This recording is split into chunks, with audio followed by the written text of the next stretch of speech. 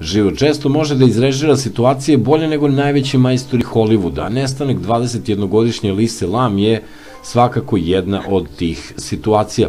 Takođe, ovo je jedna od retkih misterija gde imamo i bar delimičan video dokaz da se nešto zaista čudno i neobjašnjivo desilo. Ali da krenemo od početka. Ovo je 5 misterioznih činjenica o neobjašnjivoj smrti Elise Lam. Išla je na ekskurziju pod brojem 1, dakle kao 21-godišnja studentkinja iz Kanade, nakon odlično odrađenog ispitnog roka odlučila je da nagradi sebe ekskurzijom po zapadnoj obali Amerike. Ispostavit će se da joj je to poslednja ekskurzija.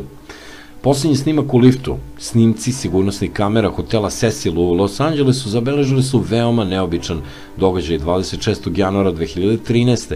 Očigledno uznemirena, Elisa je ušla u lift kao da se bori sa nevidljivom silom. Sekundama nije mogla da pogodi dugme svog sprata i sve vreme kao da ju je nešto guralo u drugi deo lifta.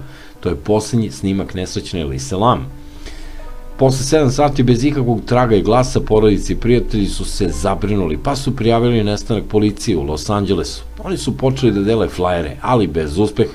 Sve dok 6. februara ljudi koji su oceli u hotelu nisu počeli da se žale na to da je voda loša i da užasno miriše. U rezervoarima za vodu na vrhu hotela radnici su prionuli na posao i pronašli beživotno telo Elise Lam. Prijatelji porodice opisuju Elisu kao veoma otvorenu, prijateljski nastrojenu i dobro raspoloženu i odbacili su svaku mogućnost mentalne bolesti i samoubistva.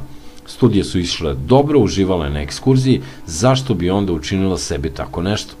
Ponašanje sa snimka u liftu opisali su kao potpuno nekarakteristično za nju. Apsolutno nikakvi dokazi nisu nađeni. Autopsija tela Elise Lam nije pokazala nikakve tragove borbe seksualnog zlostavljanja, niti toga da je sama sebi nanela rane. U policiji LA njena smrt se vodi kao slučajno davljenje. Ovo objašnjenje je previše jednostavno da bi bilo istinito. Zašto bi se Elisa pela na krovu u rezervoare za hotelsku vodu? Da li su neke nadprirodne sile u pitanju? Šta vi mislite o svemu ovome?